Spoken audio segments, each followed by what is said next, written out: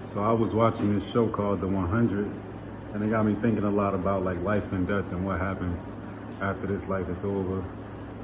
And I was sitting meditating one day, thinking about like, when that day comes and this flesh can't hold my soul no more, like what happens?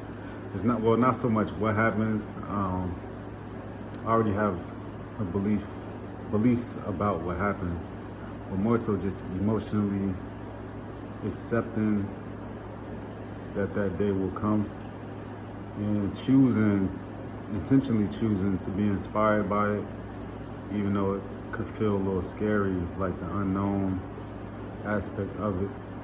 Beliefs or not, it's still like a certain emptiness, not so much in dying, but in death, like no longer having opportunities to like animate flesh, basically. It could be, or at least for me, it was kind of scary, but at the same time, it just made the fact that I have an opportunity right now seem so much more dope, so much more powerful. And I had to give thanks that I continue to exist, because one day I won't, and there was a time when I didn't. So like this moment in history where I get a chance, me personally, to have an identity, because I feel like when we die, we go back to where we came from, and where we come from and where we go, there's no eyes, no singular identity. It's no way to partition oneself from all selves, like a soul from God. I think that's the important part of human existence, like in the physical world, is that a piece of God is encapsulated in flesh and is able to move itself and control itself and think, and like eventually return. But this time that I have in this body, I'm like, let me make the most of it, like let me not squander it or waste it. And let me create art and do whatever the fuck I want to do. I don't drink and I don't smoke, but it did put that on my mind, like all the things we do to like prolong life and like even morality. And I seen lately like different appeals to like hedonism, and I remember like in philosophy classes like seeing how hedonism was problematic and like not to like adopt like a fatalistic point of view, or like like a doom and gloom perspective, like we're gonna die anyway, so might as well have as much pleasure as you can. But I did think like there is value in, making the most of the time that we here, because we ain't about to be here forever. And regardless of if you drink or you don't drink, or you smoke or you don't smoke, only difference could possibly be the time that you here or the quality of your life. But like both people gonna go, and some people go for reasons outside of those habits. Like it could be other things going on in their life. Like nobody gets out unscathed. So, but yeah, I was just thinking about it a lot. I wanted to document these thoughts somewhere. I do want to document more. That was also another reason why I feel more motivated to post content online, because the internet is a way for us to, it's like a proxy for immortality. Granted, people may no longer look at the sites where we post it, and there's digital decay.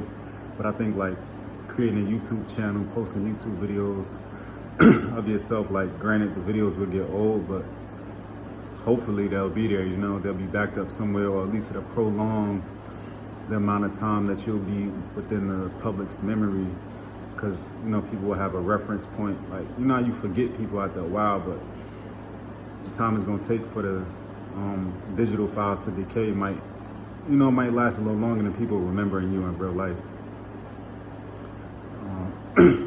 So yeah, I've been basically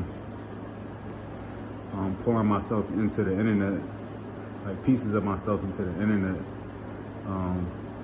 as a proxy for immortality and for posterity to appreciate it. Because like Martin Luther King wasn't loved the way he is today when he was alive.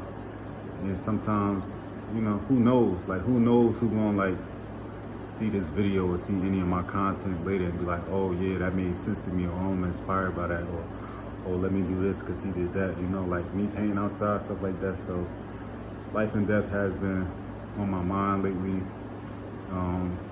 I think when I really sit and think about like, damn, one day I won't have a body and I won't have a flesh, it's like, what will I have? And I don't think there'll be an eye to have anything. Like, the eye is temporary. And then we return to like to all that there is. And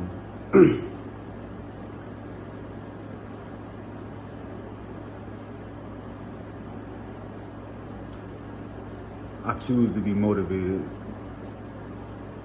by that. It's not easy. It's inescapable in many ways. So we gotta make the most of life while we're here and while we have it, and enjoy it. Have a good time. And do something that makes my soul smile. Because then I start thinking about feeling. Like, can you feel if you don't have a body? And I start thinking about the feeling of satisfaction, which satisfaction, personal fulfillment, even like heartbreak are internal feelings. I don't know if you need a body to feel them, even though internally you have organs which may, you know, regulate pathways of somatic sensory. But who knows? I'm gonna do the best I can for as long as I can, as much as I can, as often as I can. And, you know, we all gotta go someday, but I choose to make the most out of it and not live in fear, you know, not live in anxiety. Just like I accept the end. So when it comes to like staying in certain situations, nah, you know, like make the moves, do what you gotta do while you're here, enjoy it, get the life that you want now, like heaven on earth, and just enjoy yourself.